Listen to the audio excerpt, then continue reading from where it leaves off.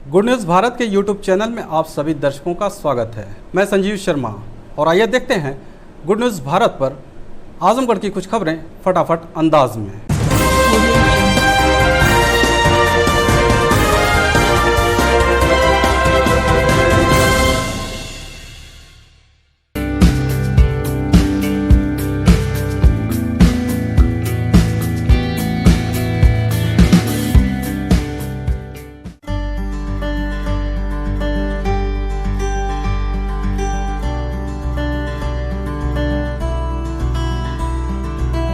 आजमगढ़ जिले के मुबारकपुर थाने की पुलिस ने अपहरण के मामले में 4 अभियुक्तों को गिरफ्तार करने के साथ ही अपहर्ता को बरामद कर लिया।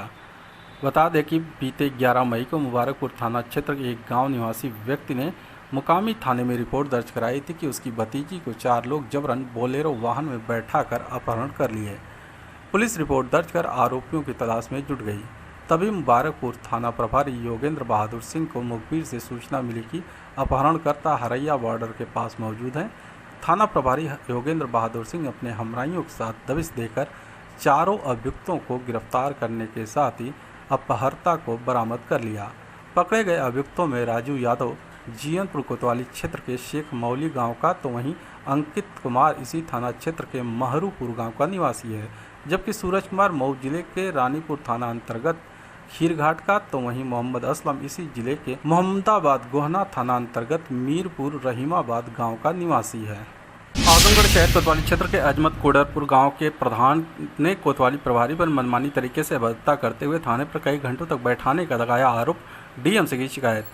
बता दें कि जिलाधिकारी कार्यालय के सामने डॉक्टर अंबेडकर पार्क में ग्राम प्रधान ने एकजुटता दिखाते हुए बैठक की और शहर कोतवाली प्रभारी के खिलाफ जमकर नारेबाजी करते हुए विरोध जताया।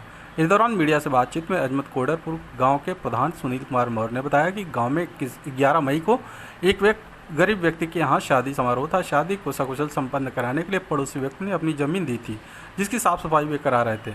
वहीं दबंग प्रवृत्ति का व्यक्ति बंजर जमीन पर अवैध कब्जा किए हुए है, जिससे झूठी शिकायत शहर कोतवाली में कर दिया कि उसकी बाउंड्री वॉल तोड़ी जा रही है। इसी बात को लेकर वे पीड़ित और सहयोगी को लेकर थाने पहुंचा, तो कोतवाली प्रभारी अभद्रता करते हुए जबरन तीनों को थाने में कई घंटों तक बैठाए रखे, जबकि वह मौके पर जाकर जांच करने की गुहार लगाता रहा, लेकिन उसकी नहीं सुनी गई। ग्राम प्रधान संघ ने जिलाधिकारी को ज्ञापन सौंप मांग किया है कि किसी भी जनप्रतिनिधि को बिना जांच के अनावश्यक रूप से परेशान न किया जाए, अन्यथा वे आंदोलन करने को बाध्य होंगे। हमारे ग्राम में एक गरीब परिवार की शादी है और उनके पड़ोसी जो अपनी ज़मीन दे के प्रोग्राम करने के लिए उनका सहायता करना चाहते हैं। गांव के संजय कुमार प्रजापति जो गाटा संख्या 14 नंबर पे बंजर भूमि पर अवैध कब्जा बनाए हुए हैं, उनका इल्ज़ाम हमारे ऊपर ये है कि जो ज़मीन दिए हुए हैं सहयोग के लिए उनकी बाउंड्री हम ज़बरदस्ती तोड़ रहे हैं और ये आरोप लगाए हैं कि हमारे घर की बाउंड्री तोड़कर ये कुछ साजिश के तरीके प्रधान तोड़वाए रहे हैं। उसी को लेकर हम लोग दोनों पक्ष को लेकर कोतवाली आए। कोतवाली में आने पर हमारे थाना प्रभारी अधीक्षक जी हम लोग की बात न सुनते हुए अभद्र भाषा का प्रयोग करते हुए हम लोग को अंदर तीनों जो सहयोग कर रहा है, जिसके घर शादी और ग्राम प्रधान, तीनों लोग को अंदर कर दिए। 6-7 घंटे तक हम लोग को बैठाए रहे, जबकि प्रधान द्वारा ये बताया गया कि सर जो इसकी बाउंड्री वो अपने सहमति से तोड़ रहा है और जो आरोप लगाया वो सरासर गलत है, आप मौके पर चलकर वहाँ देख लीजिए। लेकिन ऐसा नहीं किया गया, केवल जनप्रतिनिधि को परेशान करने के लिए उनको बंद कर दिया गया और इसी समस्या को लेकर हम प्रधान भाई सभी लोग इकट्ठा हुए हैं। आजमगढ़ जिले के फूलपुर कोतवाली अंतर्गत पलियां बाजार के समीप 2 मोटरसाइकिलों की आमने सामने टक्कर में 3 युवकों की मौत हो गई, जबकि एक युवक गंभीर रूप से घायल हो गया। तीनों शव पोस्टमार्टम के लिए भेज दिए गए।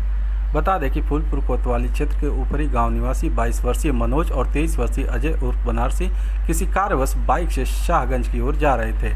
बाइक सवार दोनों युवक क्षेत्र के पलियां बाजार स्थित मंदिर के समीप पहुंचे कि तभी विपरीत दिशा से आ रही दूसरी बाइक से सीधी टक्कर हो गई। इस दुर्घटना में दोनों बाइक सवार गंभीर रूप से जख्मी हो गए।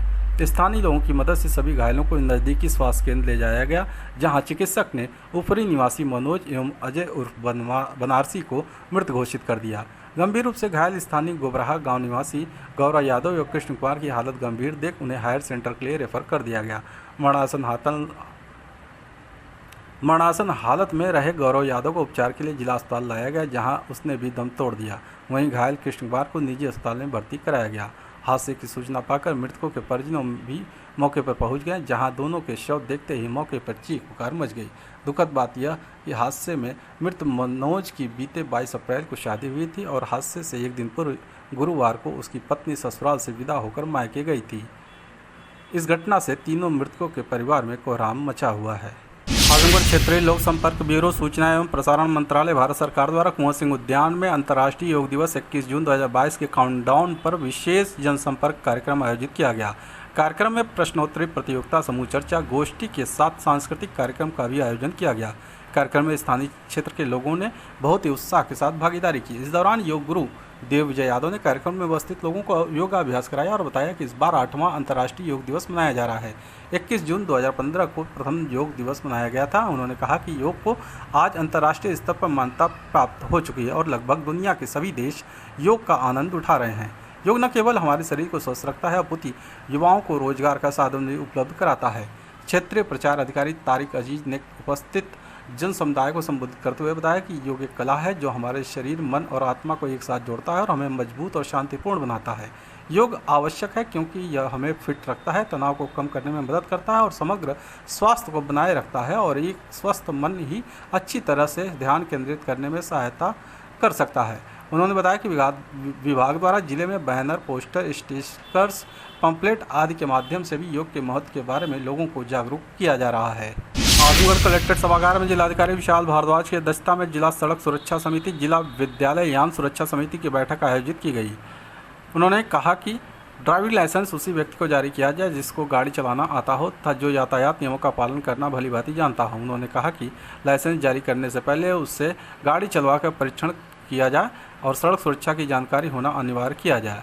डीएम ने कहा कि यातायात प्रबंधन कार्य योजना तैयार करें, ऑटो, टेम्पो, टैक्सी एवं प्राइवेट बसों के लिए जनपद के विभिन्न स्थानों पर पार्किंग के लिए जगह चिन्हित करें। डीएम ने कहा कि ईओ नगर पालिका शहर के विभिन्न स्थानों पर पार्किंग निषेध का बोर्ड लगवाएं। जिलाधिकारी ने कहा कि स्कूली वाहनों तथा व्यावसायिक वाहनों का फिटनेस प्रमाण पत्र चेक कर लिया जाए। जिलाधिकारी ने कहा कि सभी स्कूली बसें निर्धारित क्षमता और मानक के अनुरूप होनी चाहिए। डीएम ने कहा कि स्कूल आने वाले बच्चों को ट्रैफिक नियमों की जानकारी दी जाए। उन्होंने निर्देश दिया कि पूर्वांचल एक्सप्रेसवे पर बिहार की तरफ से आने वाले वाहनों की विशेष चेकिंग की जाए। डीएम ने कहा कि वाहन में निर्धारित सीट के अनुसार ही यात्री हों तथा यदि ओवरलोड सवारी पाई जाए तो तत्काल चालान काटना सुनिश्चित करें। जिलाधिकारी ने उप जिलाधिकारी सदर को निर्देश दिया कि व्यापार मंडल से बात कर सड़कों से अतिक्रमण हटवाएं। उन्होंने कहा कि दुकानों के आगे फुटपाथ पर लगी दुकानों को हटवाकर अतिक्रमण मुक्त कर शहर को जाम से निजात दिलाएं। आजमगढ़ नेहरू हाल सभागार में महिलाओं एवं बालिकाओं से संबंधित अपराधों पर प्रभावी अंकुश लगाए जाने तथा उनके माध्यम सुरक्षा की भावना जागृत करने के उद्देश्य से महिला बीट प्रणाली के सुदृढ़ीकरण की दिशा में लगभग 150 महिला बीट पुलिस अधिकारियों को 2 दिवसीय प्रशिक्षण कार्यक्रम के अंतर्गत महिलाओं हेतु संचालित विभिन्न सरकारी योजनाओं, जन कल्याणकारी योजनाओं के संबंध में जिला स्तरीय अधिकारियों द्वारा प्रशिक्षण दिया गया। स्वतः रोजगार विभाग की तरफ से महिला बीट पुलिस अधिकारियों को ग्रामीण आजीविका मिशन के बारे में बताया गया कि यह मिशन 2011 से प्रारंभ हुआ है। जनपद में 1853 ग्राम पंचायत है। समस्त ग्राम पंचायतों में स्वयं सहायता समूह का गठन किया गया है। 10 से 20 महिलाएं मिलकर समूह का गठन करती हैं एवं 6 से 14 समूह मिलकर एक ग्राम संगठन का निर्माण करते हैं। ग्राम संगठन से CLF का निर्माण किया जाता है। इसी के साथ ही BC सखी, उद्योग सखी के कार्यों के बारे में भी बताया गया है। BC सखी को अच्छे काम करने पर प्रतिमाह 4000 रुपये धनराशि प्रदान की जाती है। इस योजना के माध्यम से प्रदेश की महिलाओं को आत्मनिर्भर बनाना है।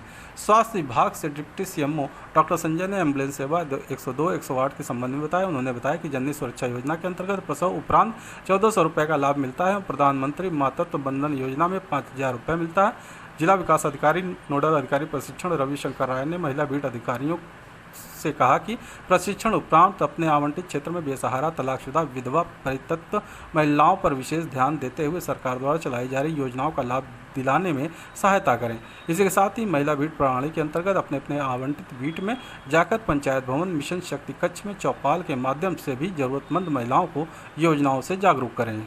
आजमगढ़ महिला कल्याण विभाग के तत्वाधान में मिशन शक्ति अभियान 4 के अंतर्गत विकास खंड बिलरियागंज के ग्राम पंचायत बिलरियागंज देहात, विकास खंड महाराजगंज के ग्राम पंचायत प्रतापपुर और विकास खंड जहानागंज के ग्राम पंचायत शहर बस्ती एवं विकास खंड कोयलसा में मेगा इवेंट प्रधान सम्मेलन का आयोजन किया गया।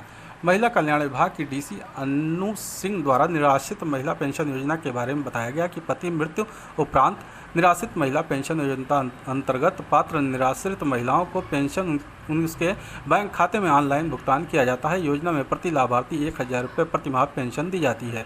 वन स्टॉप सेंटर मैनेजर सरिता पाल द्वारा मुख्यमंत्री सामूहिक विवाह योजना के बारे में बताया गया। उन्होंने बताया कि यह योजना निर्धन परिवार की बेटियों के लिए संचालित है।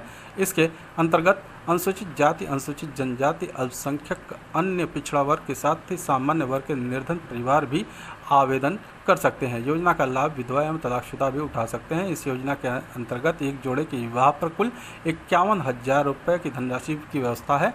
योजना का लाभ लेने के लिए फॉर्म को भरकर ग्राम पंचायत, नगर पंचायत, नगर पालिका अथवा जिला मुख्यालय पर जिला समाज कल्याण अधिकारी के कार्यालय पर जमा कर सकते हैं। उन्होंने बताया कि 1090 वुमेन पावर लाइन, 181 महिला हेल्पलाइन, 1076 मुख्यमंत्री हेल्पलाइन, 112 पुलिस आपातकालीन सेवा, 1098 चाइल्ड लाइन, 102 एम्बुलेंस सेवाएं, 108 एम्बुलेंस सेवाएं महिलाओं की सुरक्षा के लिए जारी किए गए हैं। उन्होंने बताया कि मिशन शक्ति अभियान 4 के अंतर्गत महिलाओं को उनके अधिकारों के प्रति जागरूक किया जा रहा है और पहले से अब महिलाओं में काफ़ी बदलाव आ रहा है। आजमगढ़ जिले के जीयनपुर कोतवाली पुलिस ने नाबालिग लड़कियों से छेड़खानी व जानमाल की धमकी देने वाले 3 वांछित अभियुक्तों को गिरफ्तार किया है। बता दें कि जीयनपुर कोतवाली क्षेत्र के एक गांव निवासी लड़कियों ने मुकामी थाने में रिपोर्ट दर्ज कराई थी कि बीते 11 मई को शादी समारोह में आए ऑर्केस्ट्रा प्रोग्राम को देखने के लिए जा रही थी कि इसी बीच रास्ते में युवकों ने अपनी गाड़ी में बैठा लिया और छेड़खानी करने लगे। जब विरोध किया गया तो उनके साथ मारपीट करते हुए जान से मारने की धमकी दी। पुलिस रिपोर्ट दर्ज कर आरोपियों की तलाश में जुट गई। इसी बीच जीयनपुर कोतवाली पर तैनात उप निरीक्षक सूर्यभान सिंह को मुखबिर से सूचना मिली कि छेड़खानी के मामले में वांछित अभियुक्तगण बखालिस बाजार में मौजूद है, जो कहीं भागने की फिराक में है। सूचना के आधार पर उप निरीक्षक सूर्यभान सिंह अपने हमराइयों के साथ दबिश देकर तीनों अभियुक्तों राहुल, अजय और अमन को गिरफ्तार कर लिया। आजमगढ़ जिले के गंभीरपुर थाने की पुलिस ने 2 वांछित अभियुक्तों को गिरफ्तार किया है। बता दें कि पुलिस अधीक्षक अनुराग आर के निर्देश पर वांछित अभियुक्तों की गिरफ्तारी के क्रम में गंभीरपुर थाने पर तैनात उप निरीक्षक राजेंद्र प्रसाद पटेल को मुखबिर से सूचना मिली कि दहेज हत्या में वांछित अभियुक्तगण अपने घर पर मौजूद हैं। सूचना के आधार पर उप निरीक्षक राजेंद्र प्रसाद पटेल अपने हमराइयों के साथ दबिश देकर अभियुक्तगण गुड्डू सेठ व राजू सेठ को उनके घर गंभीरपुर थाना क्षेत्र के मोहम्मदपुर रंजीत पट्टी गांव से गिरफ्तार कर लिया। आजमगढ़ जिले के बरदा थाने की पुलिस ने गैंगस्टर एक्ट में वांछित 2 अभियुक्तों को 2 असलहा व कारतूस के साथ गिरफ्तार करने में कामयाबी हासिल की है। बता दें कि पुलिस अधीक्षक अनुराग आर के निर्देश पर गैंगस्टर एक्ट में वांछित अभियुक्तों की गिरफ्तारी के क्रम में बरदा थाने पर तैनात उप निरीक्षक विपिन कुमार सिंह अपने हमराइयों के साथ क्षेत्र भ्रमण पर थे कि इसी बीच मुखबिर से सूचना मिली कि गैंगस्टर एक्ट में वांछित 2 अभियुक्त इशहाकपुर से इरनी की तरफ जाने वाले मार्ग पर स्थित पुलिया के पास मौजूद हैं। उप निरीक्षक विपिन कुमार सिंह अपने हमराइयों के साथ घेराबंदी कर दोनों वांछित अभियुक्तों को गिरफ्तार करने के साथ उनके पास मौजूद 2 असलहा व कारतूस को बरामद कर लिया। पकड़े गए अभियुक्तों में सरफराज अहमद और आफताब आलम बरदा थाना क्षेत्र के मोहम्मदपुर फेटी गांव के निवासी हैं। खबरों में हो चला है एक छोटा सा ब्रेक। आप देखते रहिए गुड न्यूज़ भारत।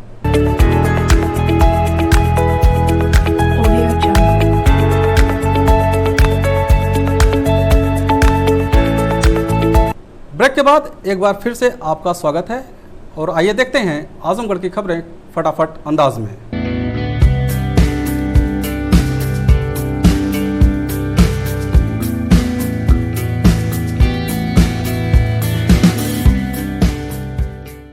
गोवर्धनपुर चेवार में नेशनल हाईवे 233 पर ट्रैक्टर और सफारी में टक्कर, बाल बाल बची लोगों की जान। आज शुक्रवार को 12:30 बजे के करीब वाराणसी की ओर से आकर लालगंज की ओर जा रही एक सफारी गाड़ी से एक मिट्टी लदे ट्रैक्टर की आमने सामने टक्कर हो गई, जिसमें सभी लोग बाल बाल बच गए। ट्रैक्टर डोमनपुर निवासी व्यक्ति का बताया जा रहा है, जिस पर चालक मिट्टी लादकर देवगांव की ओर से जा रहा था कि वाराणसी की ओर से आ रही सफारी गाड़ी में आमने सामने टक्कर हो गई, जिसमें दोनों वाहन क्षतिग्रस्त हो गए। दोनों वाहनों पर सवार व्यक्ति बाल बाल बच गए बताए जा रहे हैं। दोनों वाहनों को मार्ग से हटाकर आवागमन को चालू करा दिया गया है। पुलिस ने दोनों वाहनों को अपने कब्जे में ले लिया है। समाचार लिखे जाने तक ट्रैक्टर चालक को भी पुलिस ने हिरासत में लिया है। सफारी मालिक भी थाने पर पहुंच चुके बताए जा रहे हैं।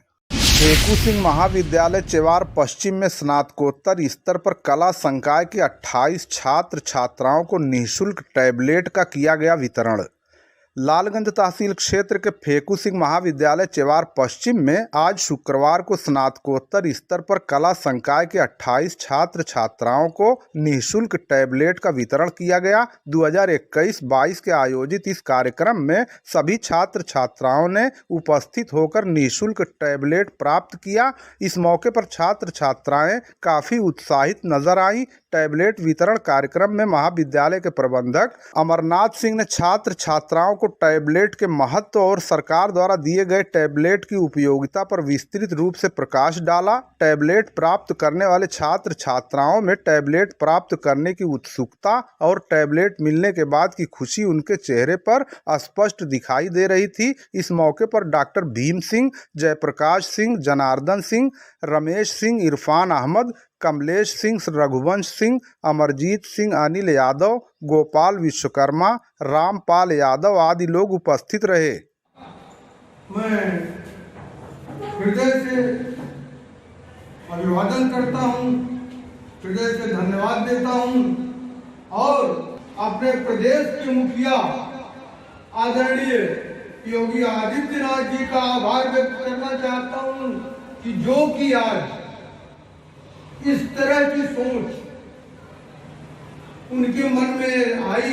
युवा छात्र छात्राएं प्रशिक्षण नहीं प्राप्त कर लेते हैं, चाहे वह टेक्निकल क्षेत्र में हो, चाहे किसी भी क्षेत्र में टेक्निकल उनका मूल उद्देश्य शिक्षा को तकनीकी तौर पे सक्षम बनाना। राष्ट्रीय उर्दू भाषा विकास परिषद नई दिल्ली ने बैरी निवासी शायर द्वारा लिखित काव्य संग्रह उफ की 125 किताबें खरीद कर किया उत्साहवर्धन। राष्ट्रीय उर्दू भाषा विकास परिषद नई दिल्ली ने आजमगढ़ जनपद के लालगंज तहसील क्षेत्र के बैरी गांव निवासी मैकश आजमी द्वारा उर्दू भाषा में लिखित काव्य संग्रह उफ की 125 प्रतियां खरीदकर उनका उत्साहवर्धन किया है। आपको बता दें, उपरोक्त संस्था केंद्र सरकार की है और भाषा के विकास के लिए काम करती है, जिसमें रचनाकारों की किताबें खरीद कर उनका उत्साहवर्धन करना आदि इसमें शामिल है। मैकश आजमी ने बताया कि उनके काव्य संग्रह उफ को राष्ट्रीय उर्दू भाषा विकास परिषद नई दिल्ली द्वारा खरीदने पर उन्हें काफी उत्साह मिला है और वो संस्था के आभारी हैं। उन्होंने क्षेत्र की जनता के प्रति आभार व्यक्त किया, जिनके उत्साहवर्धन से उन्होंने काव्य संग्रह लिखने की प्रेरणा प्राप्त की। उन्होंने बताया उनका एक हिंदी काव्य संग्रह तेरी नज़र में भी प्रकाशित हो चुका है। वो एक राष्ट्रीय उर्दू दैनिक इनकिलाब के जिला प्रतिनिधि हैं, जिनकी प्रतिदिन खबरें प्रकाशित होती हैं। मैकश आजमी किसी परिचय के मोहताज नहीं है। वह एक वरिष्ठ शायर भी हैं जो देश विदेश में अपनी प्रस्तुति देते रहते हैं। वो कहते हैं पहले वो शायरी ही किया करते थे, बाद में उन्होंने पत्रकारिता आरंभ की। किताब जो शेरी मजमूआ काव्य संग्रह उफ आया है, उसको भी 125 कापी कौमी कौंसिल फ़रोग़ उर्दू ने ख़रीदा है, जिसके लिए मैं उसका शुक्रगुज़ार हूँ कि मेरी इस किताब को उन्होंने ख़रीदा, जिससे मुझे और आइंदा भी कुछ लिखने पढ़ने का हौसला मिलेगा। पत्रकार तो मैं बाद में हुआ हूँ। शुरू से मैंने शेर व शायरी और अदब से ही मेरा वास्ता रहा है। बहुत ज़माने पुरानी चीज़ें सब बचपन की हैं और मेरा ये मेरा जुनून है, शायरी करना, नज़में लिखना, कहानियाँ लिखना, मज़मून लिखना, एक मेरा जुनून है। बाद के दिनों में काफ़ी दिनों बाद मैंने सहाफ़त की दुनिया में कदम रखा, पत्रकारिता जगत में अपना पाँव फैलाया। देखिए, लालगंज की जनता की ही बात नहीं है, मैं तो पूरे तमाम अपने भाइयों को नहीं, वो तो ठीक है। मेरा अपना ये कहना है कि दुनिया में कोई भी शॉर्टकट नहीं होता।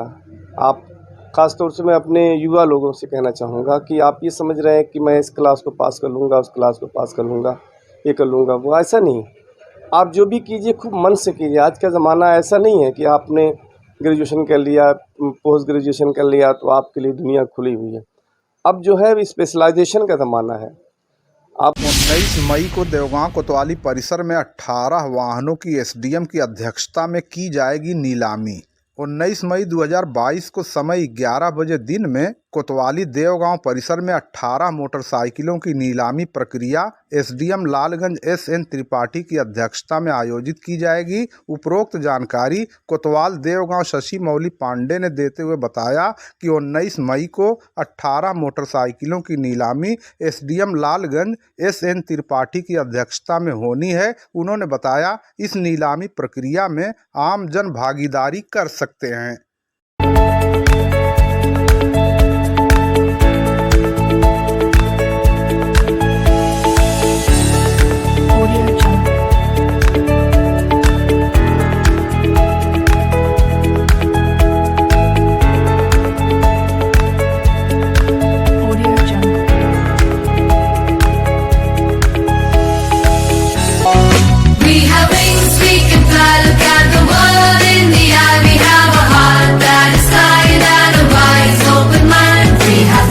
We have love, we can rise up above.